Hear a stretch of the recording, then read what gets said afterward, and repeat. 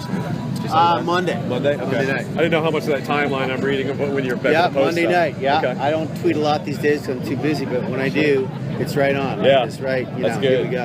All right. We can go ahead. I'll just go ahead and record. Yeah. You can start it off. Yeah. We'll kind of intro the segment, so we don't have to start anything off officially or anything like that. Right. So if you want to start right on up. All right. Here we go. All right, the real treat of this job is sometimes you meet royalty, bike royalty. Kim Coates is with us. TIG from Sons of Jesus. Anarchy. I know, Bike right? royalty. Good start, right? I don't think I've ever been introduced with bike royalty. Welcome to Knucklehead Daytona. royalty. Bike knucklehead boy. Thanks for having me, boys. What's going on? man. How are you? Well, we're it's a treat for us to be here because this is a fun party anyway. You add you in the mix, and this is your these are your crowd, man. Yeah, they really are, and they actually smell really good today too. Do they? Yeah, I don't know what's happening here in They Daytona. showered for you, but man. They really did. They spruced it up a bit.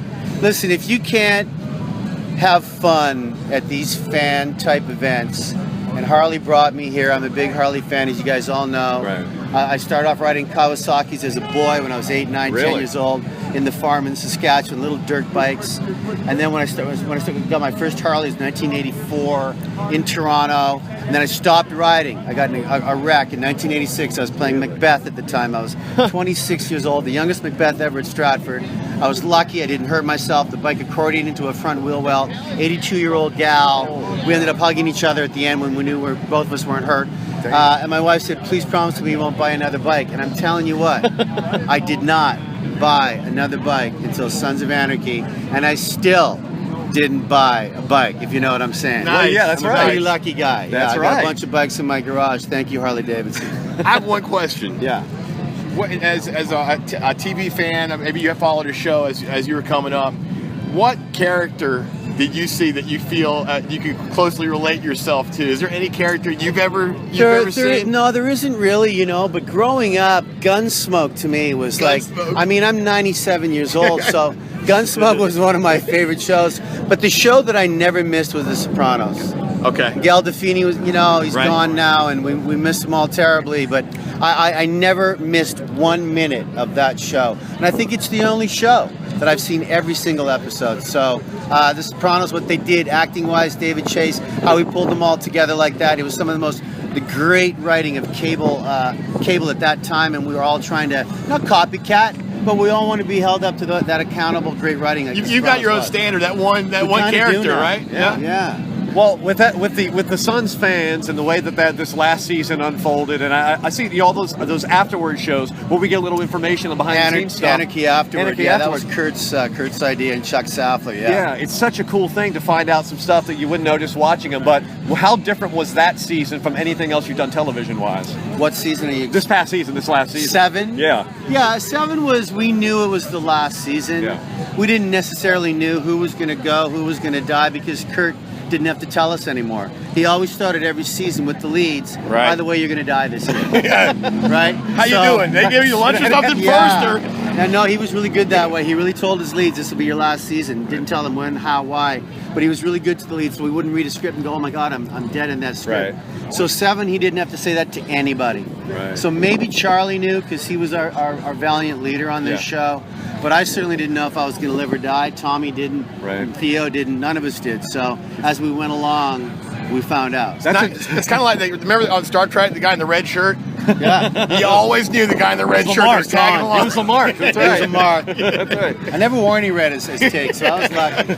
And I mean, the show's been off for a few months, but still, here's this line of people today. They'll be here tomorrow. It's how much of this can you still believe is this intense the fan base thing? This was Kurt Sutter's creation.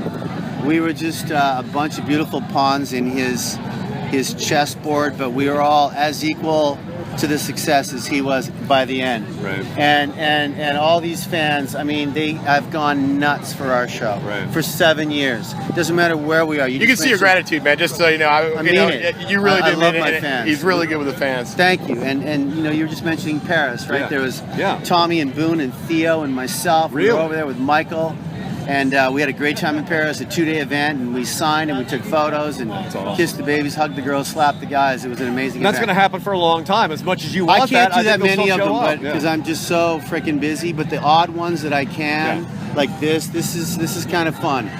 It's a quick 2-dayer for me before I start my next project. So Well, let's talk about the next project. Yeah. Officer Down. Yeah. I saw it on Twitter. You tweeted it out. Tell us about how this came together and what this is your baby, right? it is. Yeah. No, I tweeted it well after it was all over the press. I mean, Deadline and Hollywood Reporter and Variety. It was everywhere. I guess 2.5 weeks ago now. But Sean Crahan, the clown from Slipknot's directing his first feature. That's incredible. I'm super excited to work with him. That's all you have to say, and people are just going to absolutely gravitate Let me towards tell this you thing. something. Joe Casey, who wrote this from Image Comics, Yeah. Officer Down. People don't know it. They might have heard of it.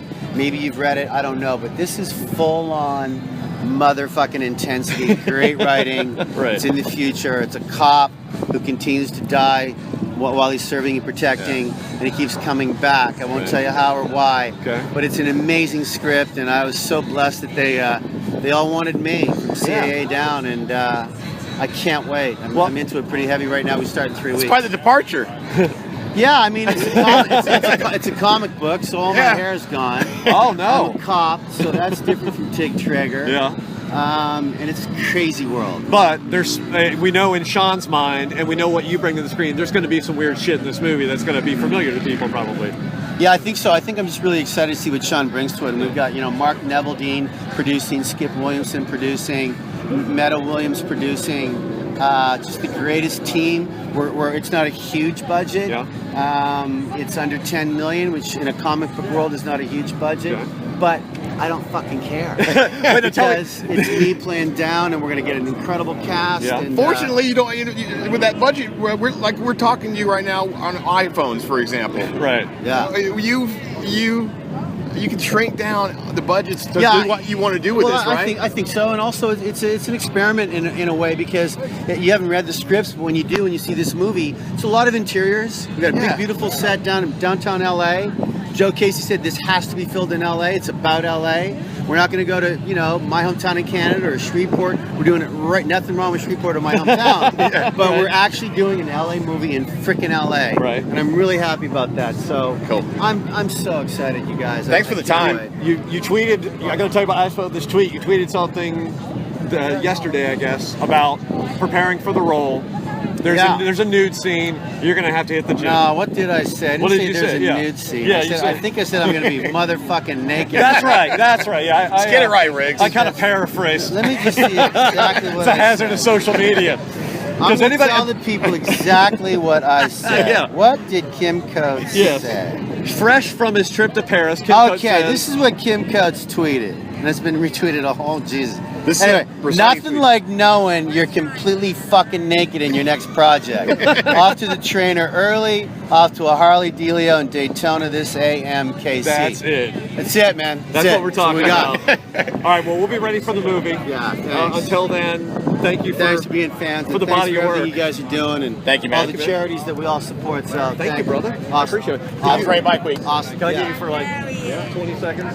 Do a quick. I don't know.